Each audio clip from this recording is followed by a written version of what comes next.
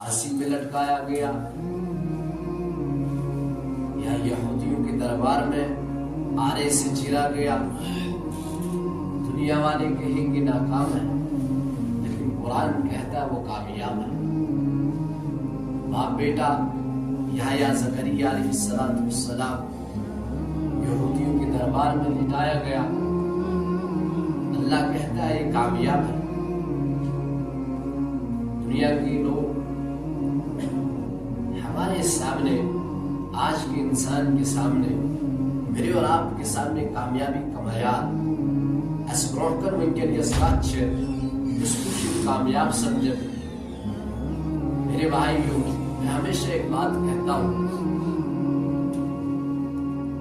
Doctor بنو، engineer بنو، pilot بنو،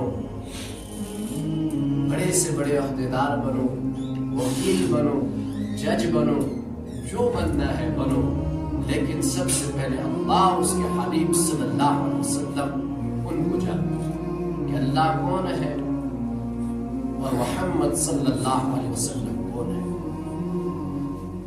جب یہ دو چیزیں آئیں گی، ایک وکیل کو وکالت کرنا آسان ہوگا، ایک جج کو فیصلہ سنانا آسان ہوگا، ایک ڈاکٹر کو مریض کہنے میں آسانی ہوگی، اس کو خریدار نہ سمجھے گا.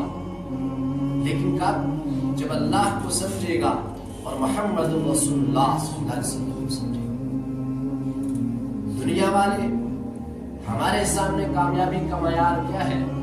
اس کامیاب ہونا تم اس شخص اس ڈاکٹر بنی ہو لیکن کلمہ شریف پڑھی، نماز کا نہیں پتا، وضو کا نہیں پتا، اللہ کے حبیب صلی اللہ علیہ وسلم کا نہیں پتا، محمد کون ہے، احمد کون ہے، عبداللہ کون ہے، یہ اس کو کوئی پتا نہیں. میرے ایمانی بھائیوں، کامیابی کا معیار پڑھائی کے اوپر نہیں ہے. اگر کامیابی کا معیار حسب نسب پر ہوتا، اللہ کو عزت پھر فرعون کو کامیاب کرتا. اگر مال کے اوپر ہوتا، قارون کو کرتا. حکومت کے اوپر ہوتا، شداد کو کرتا. نہیں.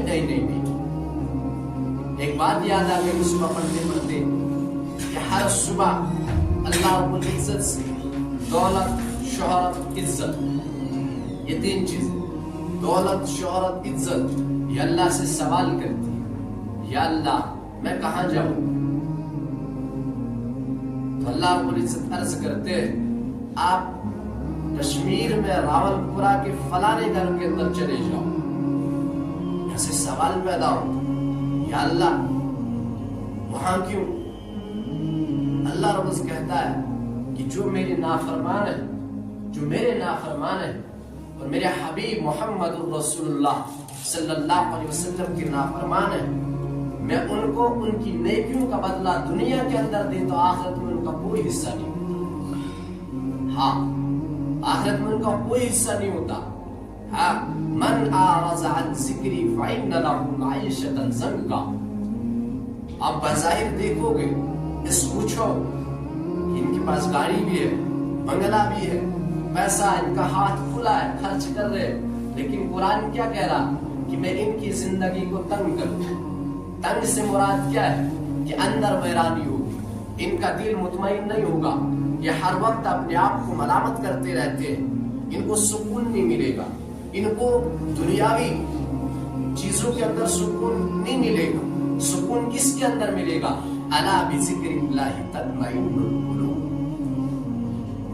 کہ پوری دنیا کے اندر ہر کونے میں جاؤ، مشرق و مغرب میں جاؤ، ہاں دنیا کی خوبصورت ترین چیزوں کے ساتھ آپ اپنا دل بہلاؤ، لیکن اس کے اندر آپ کو سکون نہیں ملے گا، آپ کے دل کو سکون نہیں ملے گا. سکون کس کے اندر ملے گا؟ اللہ کی یاد کے اندر تمہیں سکون ملے گا. ہاں، ہم کامیابی کا معیار چھوٹی چھوٹی چیزوں کو سمجھتے ہیں.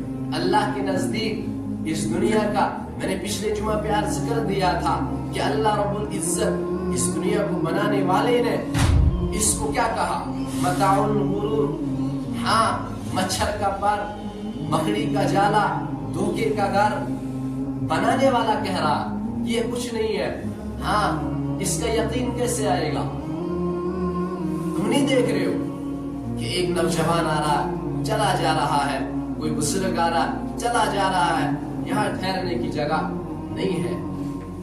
میرے ایمانی بھائیوں, اگر مالداری کے اندر کامیابی ہوتی, ان چیزوں کے اندر کامیابی ہوتی, تو میرا اور آپ کا حبیب محمد رسول اللہ صلی اللہ علیہ وسلم ان کے پاس سب سے زیادہ ہونا چاہیے, ان کے پاس سب کچھ ہوتا. یہ آپ کو ایک بات سنا, ایک واقعہ یاد آ گیا. ایک مرتبہ آپ سوئے, حضرت عائشہ رضی اللہ تعالی عنہا آپ کے ساتھ ہے, آپ صلی اللہ علیہ وسلم چارپائی کے اوپر سوئے ہوئے. ہاں پرانے زمانے کے اندر چارپائیاں ہوتی تھی, یہاں اکثر پرانے یہ کیا کہتے ہیں بزرگ لوگ, عمر رسیدہ لوگ بیٹھے ہیں, ان کو پتا ہوگا چارپائی کیا ہوتی ہے. ہاں رسے سے باندھ کے بنائی جاتی تھی. تو فرمایا کہ آپ صلی اللہ علیہ وسلم رات کو اٹھے, اپنا سر چارپائی کے نیچے کر دیا اور اپنی ٹانگیں چارپائی کے اوپر اور پیٹ کو چارپائی کے اوپر دبا لیا. حضرت عائشہ نے کہا یا رسول اللہ, میرے ماں باپ آپ کے اوپر قربان, آپ کو کیا ہوا؟ کہا عائشہ بھوک بڑی لگی ہے, عائشہ بھوک بڑی لگی ہے. حضرت عائشہ رونے لگی, یا رسول اللہ آپ تو دو جہاں کے سردار ہو, آپ اللہ سے مانگتے کیوں نہیں ہو؟ عائشہ میرا اللہ مجھے روز کہتا ہے, اے میرے حبیب یہ احد پہاڑ تیرے لیے سونا بنا دوں اور تیرے ساتھ چلیں گے. عائشہ میں نے منع کر دیا, اس لیے منع کر دیا مجھ سے پہلے جو میرے ساتھی تھے وہ اسی حال میں اللہ کے یہاں پہنچ گئے, میں بھی چاہتا ہوں میں اسی حال کے اندر پہنچوں اللہ کے ساتھ. ہاں میرے ایمانی بھائیوں, وہ محمد الرسول اللہ صلی اللہ علیہ وسلم ہے. وہ کون ہے؟ والضحى واللیل اذا سجا ما ودعك ربك وما قلى. ہاں ألم نشرح لك صدرك ووضعنا عنك وزرك الذي أنقض ظهرك والنجم إذا هوى ما ضل صاحبكم وما غوى وما ينطق عن الهوى إن هو إلا وحي يوحى علمه شديد القوى. یہ اللہ کا حبیب محبوب نبی, اللہ رب العزت کہہ رہا کہ میں تیرے پیچھے اس احد پہاڑ کو سونا بنا دوں. آپ صلی اللہ علیہ وسلم نے انکار کر دیا کہ مجھے یار میرے مولا مجھے یہ نہیں چاہیے. ہاں ایک بار کی کہانی سناؤ. آپ صلی اللہ علیہ وسلم کو پتا چلا میری بیٹی فاطمہ بیمار ہے. آپ حال پوچھنے گئے, دروازے سے آواز دی, بیٹی میں اندر آنا چاہتا ہوں, آ جاؤں. یا رسول اللہ میرے گھر کے اندر چادر نہیں ہے جس سے میں پردہ کروں. ہاں بیٹی میرے ساتھ ایک عرب سردار عمران بھی ہے. یا رسول اللہ میرے پاس چادر نہیں ہے, میں پردہ کروں. یہ ہمارے آج گھروں کے اندر دیواروں سے بھی لٹکا ہوا ہے کپڑا. ہاں یہ ہم فرش پہ بیٹھے ہوئے ہیں, ہمارے جسم کے اوپر سے ہم ایک اور پردہ لیتے ہیں فرن کے طور پر پہنتے ہیں. لیکن دو جہاں کے سردار کی سردار بیٹی, یا رسول اللہ میرے پاس کپڑا نہیں ہے جس سے میں پردہ کروں, جس سے میں غیر کے سامنے پردہ کروں. آپ صلی اللہ علیہ وسلم نے اپنے کندھے سے چادر اتاری, اندر کر دی, کہا بیٹی اس سے پردہ کرو. بیٹی نے اپنے ابا کی چادر سے پردہ کیا, اندر گئے. بیٹی کیا بات ہے؟ کہا ابا پہلے بھوک تھی کھانا کوئی نہیں, اب بیمار ہوں دوائی کوئی نہیں. میں معافی چاہتا ہوں, میں کسی مسلمان کی تصدیق نہیں کرتا, نہ میں چاہتا ہوں.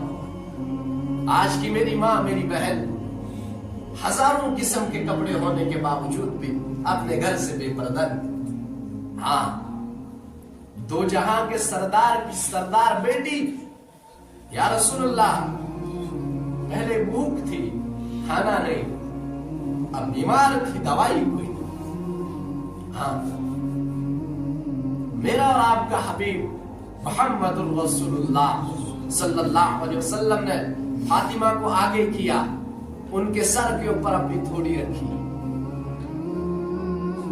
طائف میں نہیں رویا، 3 میل جسم مبارک کر پتھر پڑے نہیں رویا، خون مبارک زمین پر گر رہا نہیں رویا، احد میں دندان مبارک شہید ہو گیا نہیں روئی، مشکلات آئی نہیں روئی، لیکن جب بیٹی کا غم دیکھا، بیٹی کے آنسو دیکھے، بیٹی کے آنسو نے اندر سے رلا دیا، پگھلا دیا، آنسو گرنے لگے، کہنے لگا بیٹی تو غم نہ کر، میرا اللہ مجھے روز کہتا ہے اے میرے حبیب میں یہ احد پہاڑ تیرے پیچھے سونا بنا دوں، یہ مکہ کے بڑے بڑے پہاڑ تیرے پیچھے ان کو سونا بنا دوں، میں تیرے لیے آسمان سے کھانا اتار سکتا ہوں، لیکن میں نے منع کر دیا۔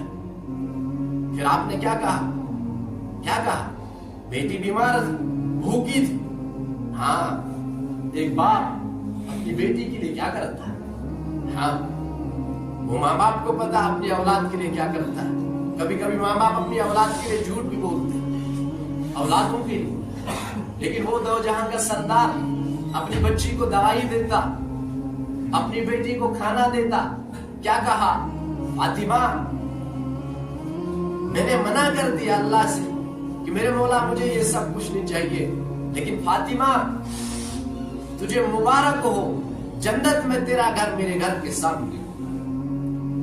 ہاں یہ زیور پہن کر نہیں منع، آپ صلی اللہ علیہ وسلم نے حضرت علی کو نہیں بلایا کہ علی آپ نے میری بچی کو بھاگا رکھا، احتجاج نہیں کیا۔ ہاں یا نہیں کھلا سکتے، میرے اللہ نے اپنے حبیب سے کیا کہا؟ اے میرے حبیب میں تیرے لیے جنت سے کھانا اتاروں، انکار کر دیا۔ دعا کر سکتے تھے میرے مولا میری اولاد کے لیے جنت سے کھانا اتار، آپ صلی اللہ علیہ وسلم نے اس لیے انکار کر دیا کہ میری آنے والی امت شراب بیچ کر پیسہ نہ کمائے، چرس بیچ کے پیسہ نہ کمائے، ہاں جھوٹ بول کے پیسہ نہ کمائے، نے انکار کر دیا اس امت کے لیے، اور اپنی اولاد کو حوالے کر دیا کہ محمد سے وفا تو نے تو حق دی ہے، یہ جہاں چیز ہے کیا لوہ قلم دی ہے، انہیں انکار کر دیا۔ پیغام دینا تھا آنے والی امت کو کہ چند روپیوں کے لیے جھوٹ نہیں بولنا، چند پیسوں کے لیے اپنے ایمان کو نہیں بیچنا۔